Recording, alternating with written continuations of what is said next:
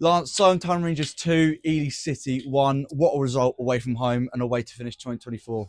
Yeah, so it was a solid performance today. Obviously, the showing and game wasn't great in our first half performance, which we touched upon. I thought we finished that game really well, and today we started well for the first time actually since I've been here. It's the first time we actually were on the front foot. We took the game to Ely, and I think actually to go in 1-0 at half time was our just reward because I think we'd been the better of the two sides in the first half.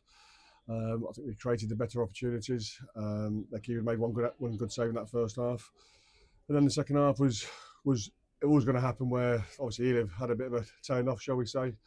They've come out with the wind behind them, if you like, and they've had a proper go at us, and we weathered that storm, and then created two, if not three, great chances. I think the keeper's pulled off two or three outstanding saves, and he's just duly got man of the match for them. So I think that proves a point that over the piece, perhaps we shaded it in terms of chances.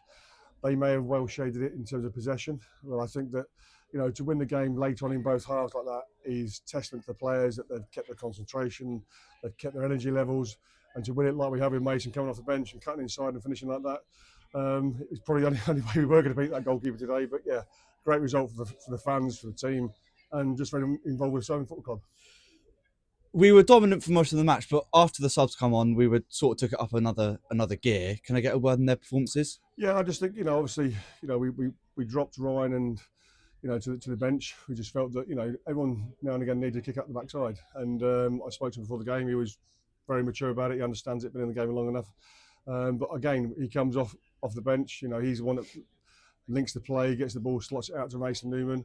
But obviously Mason is a player that we've missed because he's worked right in both directions.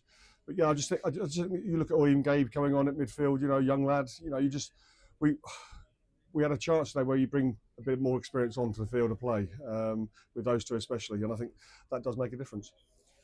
Looking back at 2024 then, can you give us sort of a recap of your tenure so far? Yeah, I mean, I think obviously I came into a side that was mid-table. We're still going to be mid-table. I think that there's the club want to progress. Their ambition is to be a step forward club, and that is my ambition also. Obviously, I've had 2 and a bit months probably at the club now. Got to see everyone that's had opportunities to play, should I say? And today it shows. Like you see people like Callum Howe, for instance, who hasn't had much of a chance, that played against Sheringham, plays 75 minutes today. And that they're providing and proving that they have got something about them. It's whether they can sustain that level week in, week out. But yeah, I've been okay-ishly happy with everything because plenty of draws in the last few games. But up until that, we hadn't been beaten in 6, and then a couple of draws and a couple of losses. So today's result is a real kind of thank you very much 2024, but let's look forward to 2025. Looking forward to 2025 then. What's it going to bring? Are you going to bring in anybody? Is there going to be any changes that you can make? Well, again, I've openly said this to the board and the chairman, that that's one thing I'm finding difficult is to get players across. Not for the want of trying, but there's a couple of names in the hat that could come in the new year, whether that's straight away or in February time, I don't know. But yeah, we're always going to try because obviously I think the squad needs a bit more experience in it to bolster that kind of maturity in it. But with the energy that we have in the youngsters and the naivety that we have, that's always could cost you games, but also can win you games like we just won today's game. So looking forward to 2025. Hopefully the Greens can stick behind us and we can hopefully from that result push on in 2025.